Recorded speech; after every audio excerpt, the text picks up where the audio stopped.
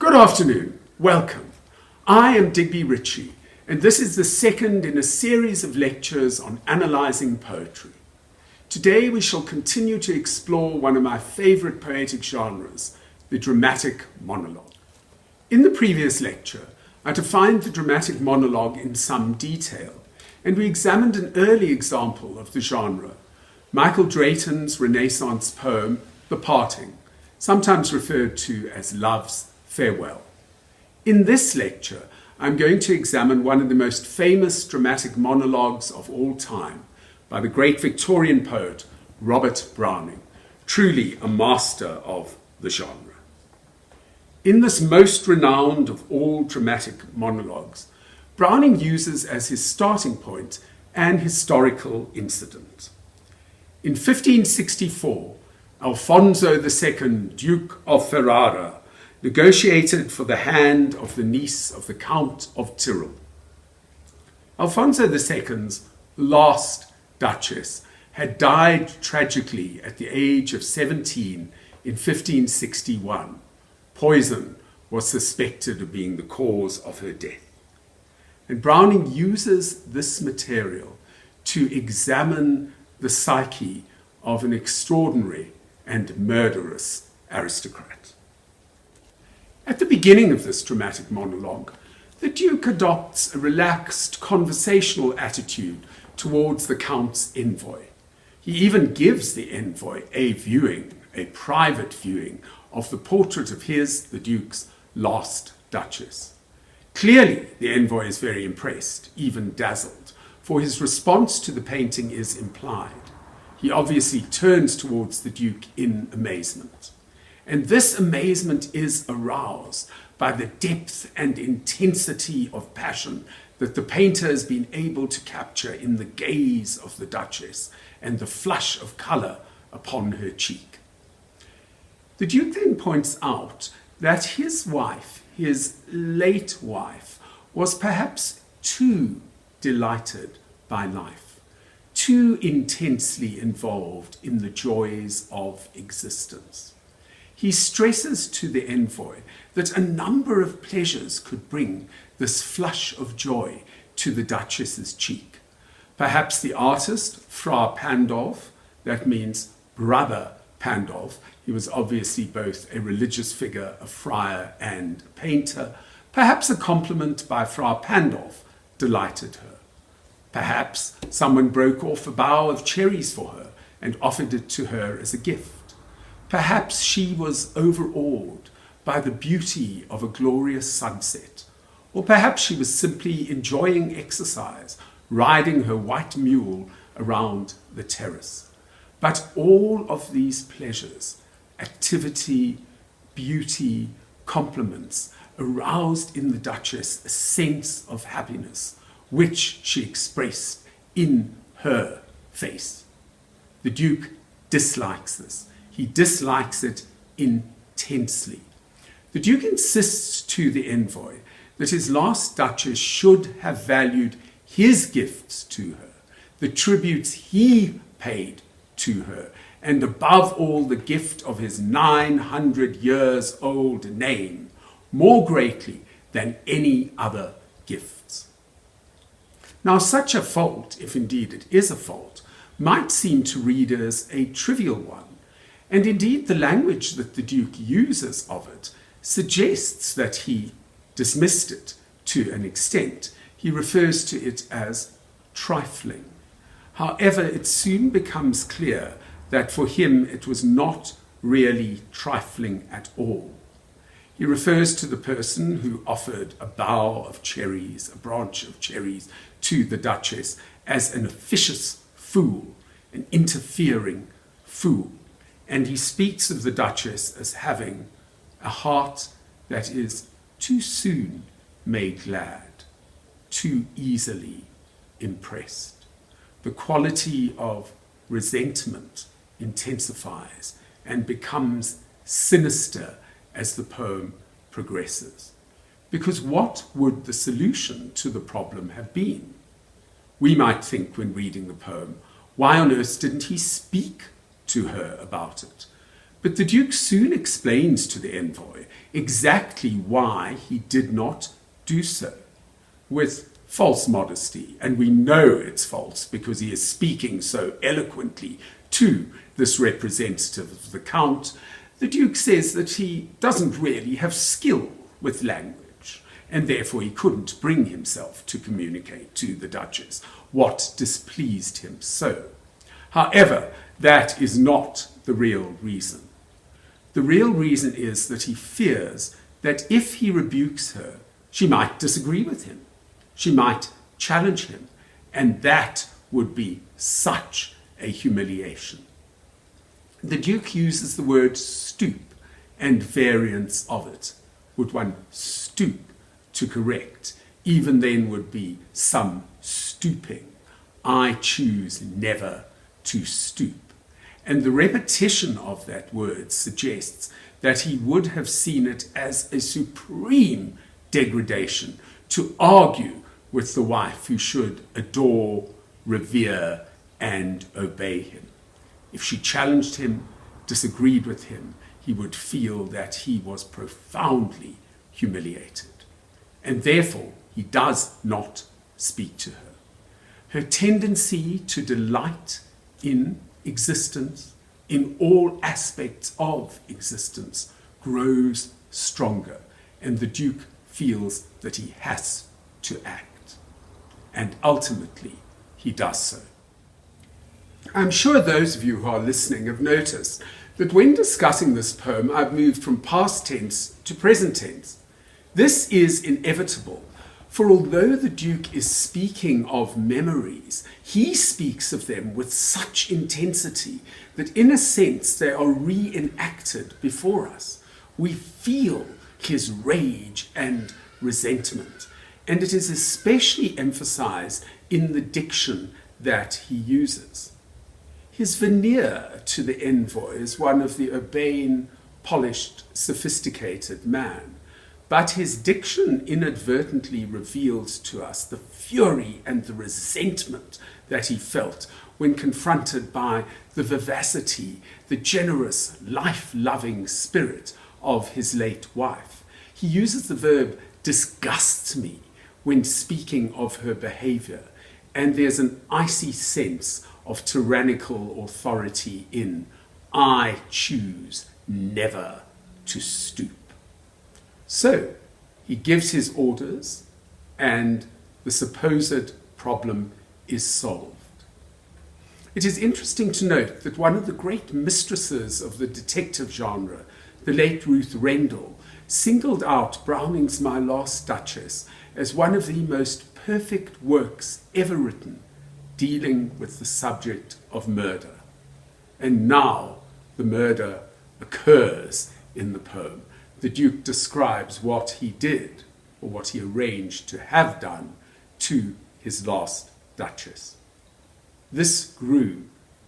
I gave commands, then all smiles stopped together. 3 simple and devastating sentences. With no melodramatic diction, Browning reveals to us precisely what happened. The Duke gave his orders, and the Duchess's life ended. It is particularly disturbing the way in which smiles is used to indicate the end of all joy. The Duchess's smiles cease as the Duke ensures that she is wiped out. Then he turns again to the envoy to discuss business matters. The reader can simply imagine the envoy's response to this confession by the Duke. But you must remember that to the Duke it is not a confession. It is simply a reminiscence about righteous action that he took to ensure that his late wife could not continue humiliating him.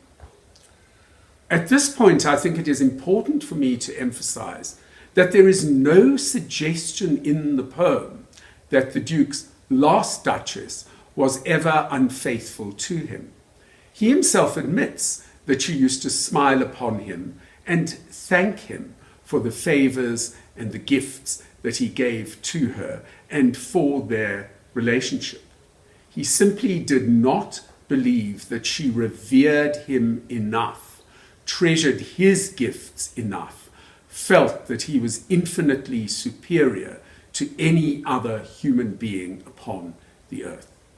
Browning reveals then that the mind of the Duke is that of a highly cultivated man, but a man who has been completely warped by power. He believes that he deserves the tributes of all other people, and he should be revered as a supreme figure. As he turns to discuss with the envoy his new plans, he pays conventional compliments to the woman he is wooing, but the emphasis is placed on money as well. He speaks of the fact that the Count will undoubtedly offer a very large dowry, for the Count has a reputation for generosity. And then, in a really disturbing detail, this Duke, who chooses never to stoop, makes a particularly gracious and, we could say, equalizing gesture to the envoy. He says, no, we'll go down together. We will rejoin the guests. Let us walk down together. And this is really stooping for an all-powerful ruler. And they go to rejoin the other guests. This has been an intimate discussion. The Duke has chosen to draw the envoy aside, give him the private viewing of the astonishing portrait, make clear to the envoy just how powerful he, the Duke, actually is, and what he will tolerate and what he will not tolerate. And then the Duke graciously sweeps him down to the rest of the guests. However, as they walk out together, the Duke gestures towards another artwork. It is a sculpture in bronze of Neptune taming a seahorse. And Claus of Innsbruck, a fictitious sculptor, Browning has invented the name, Claus of Innsbruck cast it for the Duke. It was commissioned by the Duke. This is a particularly marvellous detail for the conclusion of this dramatic monologue. Think about it for a moment. Neptune, the sea god, taming a seahorse. Nature controlled, curbed by godlike power. Just what the Duke always desires to do. And down the two men go, and we shudder at the thought of the next marriage. Now, a very important detail for you to consider in this truly extraordinary poem is how Browning suggests through the very form of his poem the deceptiveness of the Duke. By using enjambment, run-on lines, and by using a very relaxed conversational tone, that's my last Duchess, will it please you, and so on. Browning creates the illusion of a conversation between equals, Duke and envoy sharing some moments together. However, if you analyze the poem carefully, you should notice immediately that it is written in a rigid structure of rhyming couplets. That's my last Duchess painted on the wall, looking as if she were alive. I call that work a wonder now. So there's a contrast between the strict pattern of the verse and the illusion that the Duke is trying to create. Beneath this facade of relaxed, amiable acceptance lurks this power-hungry despot, and the way in which the actual form of the dramatic monologue contributes to underlining the deceptive charm of the Duke is, I think, one of the most admirable aspects of this really remarkable poem. And now I think it is time for us to read the poem in full, because I feel that you will all understand it far better having looked at the details and analysed it with me. My Last Duchess, Ferrara. That's my Last Duchess painted on the wall, looking as if she were alive. I call that piece a wonder now. Frau Pandolf's hands worked busily a day, and there she stands. Will it please you sit and look at her? I said Frau Pandolf by design, for never read strangers like you that pictured countenance, the depth and passion of its earnest glance. But to myself they turned, since none puts by the curtain I've drawn for you but I, and seemed as they would ask me, if they durst, how such a glance came there. So not the first are you to turn and ask thus. Sir, 'twas not her husband's presence only called that spot of joy into the Duchess's cheek.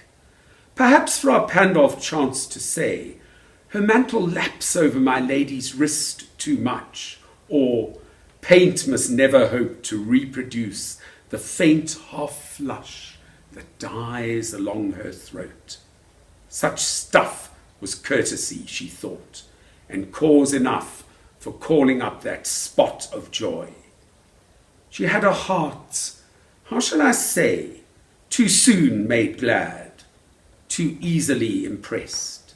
She liked what ear she looked on, and her looks went everywhere. Sir, 'twas all one. My favour at her breast, the dropping of the daylight in the west, the bough of cherries some officious fool broke in the orchard for her, the white mule she rode with round the terrace, all and each would draw from her like the approving speech, or blush at least. She thanked men, good, but thanked somehow, I know not how, as if she ranked my gift of a 900-year-old name with anybody's gift. Who'd stoop to blame such trifling? Even had you skill in speech, which I had not, to make your will quite clear to such an one and say, just this or that in you disgusts me, here you miss, or here exceed the mark. And if she let herself be lessoned so, nor plainly set her wits to yours forsooth, and made excuse, even then would be some stooping, and I choose never to stoop. Oh, sir, she smiled, no doubt, when ere I passed her, but who passed without much the same smile? This grew, I gave commands, then all smiles stopped together. There she stands, as if alive. Will please you rise? We'll meet the company below then. I repeat, the Count your master's known munificence is ample warrant that no just pretence of mine for dowry shall be disallowed, though his fair daughter's self, as I avowed at starting, is my object. Nay, we'll go together down, sir. Notice Neptune, though, taming a seahorse, thought a rarity, which Claus of Innsbruck cast in bronze for me. You may feel that any further discussion after reading Browning's magnificent poem would inevitably be bathos or anticlimax, but there are a couple more points that need to be made. Browning's poem is not just a savage indictment of the lust for power and of tyrannical attitudes towards one's fellow human beings. It is also a critique of warped aestheticism, a commitment to beauty. Browning's works, of course, celebrate art, the value of art, the greatness of art in exploring human life. But that is the key point. In another famous dramatic monologue about the great medieval painter Fra Lippo Lippi, Browning's Fra Lippo Lippi says that the importance of art is to pay homage to perishable clay, to assert the value and significance of flesh. In other words, to explore and to celebrate humanity.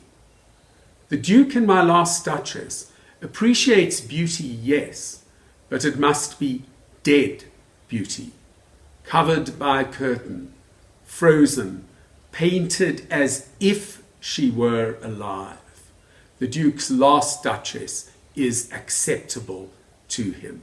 She is a beautiful object that he can control.